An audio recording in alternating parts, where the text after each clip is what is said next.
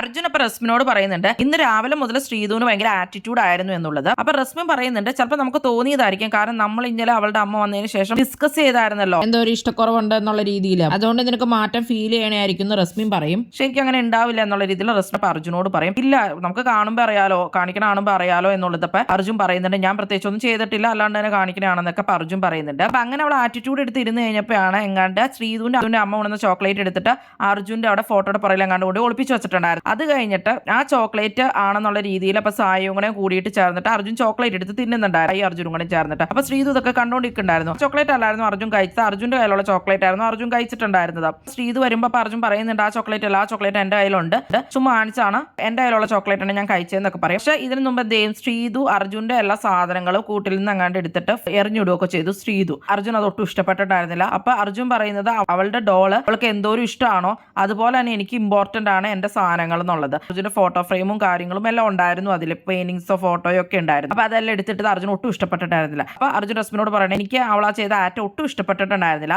അപ്പൊ റസ്മിൻ പറയുന്നുണ്ട് അത് അവൾ എന്നോട് പറഞ്ഞായിരുന്നു, അവൾക്ക് അങ്ങനെ അബദ്ധം പറ്റിയതാണ്, അവൾ അത് ഇട്ട് കഴിഞ്ഞപ്പോഴാണ് അവൾ അറിഞ്ഞത് അർജുൻ അത് കഴിച്ചിട്ടില്ലായിരുന്നു എന്നുള്ളത്. പിന്നെ അപ്പൊ ആ ഒരു ഇതിൽ തന്നെ നിന്നതാണ്, സായി കഴിച്ചല്ലോ എന്നൊക്കെ ഉള്ള ഒരു ദേഷ്യത്തിലായിരുന്നു അത് ചെയ്തത്, ആ ചോക്ലേറ്റ് ആണെന്ന് ഓർത്ത്. അർജുൻ പറയുന്നുണ്ട് ഇല്ല ഞാൻ അങ്ങനെ ഒരിക്കലും ചെയ്യാറില്ല, ഞാൻ ആ രീതിയിലല്ല, ചുമ്മാ കളിപ്പിക്കണ പോലെ അവൾ രാവിലെ തൊട്ട് ആറ്റിറ്റ്യൂഡ് എടുത്താണെന്നുകൊണ്ട് ചുമ്മാ ചോക്ലേറ്റ് എടുത്ത് ചുമ്മാ കളി പോലെ ഒളിപ്പിച്ചു വെച്ചതാണ്, അല്ലാണ്ട് വേറെ ഒന്നുമില്ല, ഞാനത് കഴിച്ചിട്ടില്ല. അങ്ങനെ ആണെങ്കിൽ പോലും അവളെ എറിഞ്ഞിടേണ്ട കാര്യമില്ലല്ലോ, ഞാൻ അവളുടെ ഒരു സാധനം പോലും അങ്ങനെ എറിഞ്ഞിടാറില്ല, അവളുടെ ഡോളാണെങ്കിൽ പോലും മറ്റുള്ളവരെ എടുത്ത് വയ്ക്കാനൊക്കെയാണ് ഞാൻ പറയാറുള്ളത്, ഞാൻ അതിനെ പോലും എറിഞ്ഞ് അങ്ങനെയൊന്നും ചെയ്യാറില്ല. അപ്പൊ അതുപോലെ തന്നെ എനിക്ക് ഇമ്പോർട്ടന്റ് ആയ കാര്യങ്ങളൊക്കെ അവൾ ചെയ്തപ്പോൾ തന്നെ ഇഷ്ടപ്പെട്ടിട്ടുണ്ടായിരുന്നില്ല. അത് കഴിഞ്ഞിട്ട് പിന്നെ ആ പില്ലോടെ ടാസ്ക് കടന്നല്ലോ. അപ്പൊ അർജുന്റെ ഒക്കെ ടീമിനെ ജഡ്ജ്മെന്റ് ചെയ്ത് ശ്രീധു ആയിരുന്നു. അപ്പൊ ഒരു പില്ലോ ഓക്കെ ആണെന്നുള്ള രീതിയിലായിരുന്നു ശ്രീധു പറഞ്ഞിട്ടുണ്ടായിരുന്നത്. അപ്പൊ രണ്ടുമൂന്ന് പില്ലോ ഒക്കെ ഇവരുടെ വലിയ കുഴപ്പമില്ലായിരുന്നു. പക്ഷെ നൂലിന്റെ ഒക്കെ കേസിൽ കുറെ ശ്രീധു ഭയങ്കര ആറ്റിറ്റ്യൂഡ് ഇട്ട് പറയുന്നുണ്ട്, അതൊന്നും അപ്പൊ അർജുൻ ഇഷ്ടപ്പെടുന്നുണ്ടായിരുന്നില്ല. ശരിക്കും പറഞ്ഞാൽ നൂല് അവിടെ പൊങ്ങിയിരിക്കണോ അത് ഇതൊക്കെ പറഞ്ഞപ്പോഴേ. അപ്പൊ പിന്നെ എല്ലാവരും സിജോയും നോറയും മറ്റുള്ള ടീമാരും റസ്മിനും എല്ലാവരും പറഞ്ഞു അവർക്ക് ഒരു പോയിന്റും കൊടുക്കണ്ടായിരുന്നില്ല, അവരുടെ തുന്നല് കൊള്ളില്ലായിരുന്നു എന്നൊക്കെ പറഞ്ഞിട്ടുണ്ടായിരുന്നു. അപ്പൊ ശ്രീധുവിനെ എല്ലാവരും അതിന്റെ പേര് പറയുകയും ചെയ്തിട്ടുണ്ടായിരുന്നു.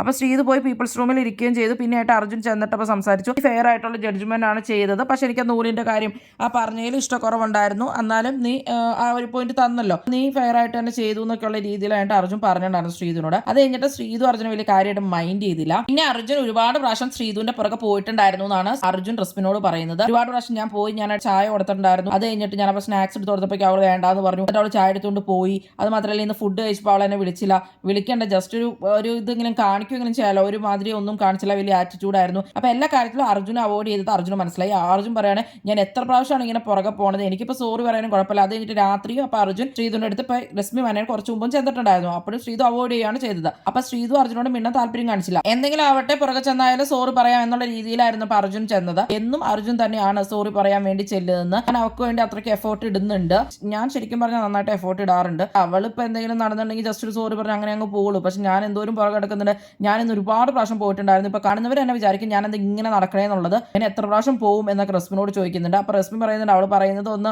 ഉറങ്ങിണിക്കുമ്പോൾ ശരിയാവും എന്നുള്ളതാണ്. പിന്നെ അവൾ പറഞ്ഞത് അവൾക്ക് ഇവിടെ കുറച്ച് പേരെ ഫേക്ക് ആയിട്ട് തോന്നുന്നുണ്ട് എന്നൊക്കെ ഉള്ളതാണ്. അപ്പൊ നമ്മളുണ്ടോ എന്നുള്ള രീതിയിൽ റസ്മിൻ ചോദിച്ചായിരുന്നു, എന്നാൽ അവളൊന്നും വിട്ടു പറഞ്ഞില്ല, എന്നും കുറച്ച് പേര് ഉണ്ട് എന്നുള്ള രീതിയിൽ മാത്രമാണ് സംസാരിച്ചോളൂ എന്നൊക്കെ റസ്മിൻ പറയും അർജുനോട്. എനിക്കും സെൽഫ് റെസ്പെക്ട് ഇല്ല എന്നൊക്കെ അർജുൻ പറയുന്നുണ്ട്. റസ്മിൻ പറയുന്നുണ്ട് അവളെ ഇടയ്ക്ക് പറഞ്ഞിട്ടുണ്ടായിരുന്നു ഷരണ്യേച്ചനെ മിസ് ചെയ്തായിരുന്നു എന്നൊക്കെ. അപ്പൊ അവൾക്ക് ചിലപ്പോൾ ഒറ്റപ്പെട്ട പോലെ തോന്നിയിട്ടുണ്ടാവും. ഞാനപ്പോൾ അവളോട് പറഞ്ഞായിരുന്നു, ഞാൻ ആ സമയത്ത് അടുക്കളയിലായിരുന്നു, പിന്നീട് നമ്മൾ പാട്ട് പാടിക്കൊണ്ടിരുന്നപ്പോൾ ഒരുപാട് പ്രാവശ്യം നിന്നെ അന്വേഷിച്ചിട്ടുണ്ടായിരുന്നു എന്നൊക്കെ ഞാൻ പറഞ്ഞായിരുന്നു എന്നൊക്കെ പറയും. റസ്മിൻ പറയുന്നുണ്ട് എന്തൊക്കെയാണെങ്കിലും എങ്ങനെയെങ്കിലും ഒക്കെ ഇത് സോൾവ് ചെയ്തോളണം, അത് കഴിഞ്ഞിട്ട് ഒന്നിച്ച് ട്രിപ്പ് പോകാനുള്ള എല്ലാണെന്ന് പറയുമ്പോൾ അർജുൻ പറയുന്നുണ്ട് ഇതിപ്പോ നാളെയും കൊണ്ടെല്ലാം തീരുമാനമാവാൻ സാധ്യതയുണ്ട്, ഞാൻ എന്തായാലും ഉണ്ടാവും, അവളുടെ കാര്യമൊന്നും അറിയില്ല എന്നൊക്കെയുള്ള രീതിയിൽ അപ്പൊ അർജുനോട് സംസാരിക്കുന്നുണ്ട്. അതിനുശേഷം പിന്നെ റസ്മിനും ശ്രീധുവും സംസാരിക്കുന്നുണ്ടായിരുന്നു. അപ്പൊ അർജുനോട് എന്തൊക്കെയാണ് പറഞ്ഞതെന്നുള്ളത് അപ്പൊ ശ്രീധു ചോദിക്കുന്നുണ്ടായിരുന്നു റസ്മിനോട്. അപ്പൊ ഈ കാര്യങ്ങളെല്ലാം തന്നെ അപ്പൊ റസ്മിൻ ശ്രീധുവിനോട് പറയുന്നുണ്ട്. അപ്പൊ ഫേക്ക് ആണെന്ന് പറഞ്ഞ കാര്യം പറഞ്ഞോ എന്നൊക്കെ ചോദിക്കും ശ്രീധു.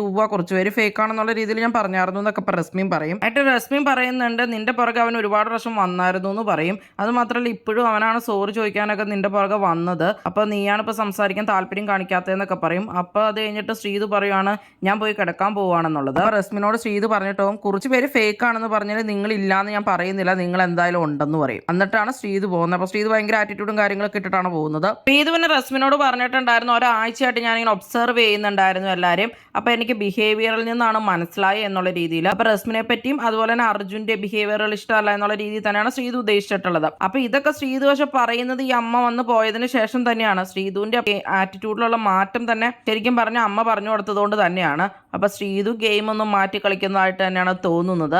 അമ്മ പറഞ്ഞു കൊടുത്തിട്ടുണ്ടായിരുന്നു ചെസ് കളി പോലെയാണ് ഗെയിം, ഓരോരുത്തരെ വെട്ടി മാറ്റി വേണം മുന്നേറാൻ എന്നുള്ളത്.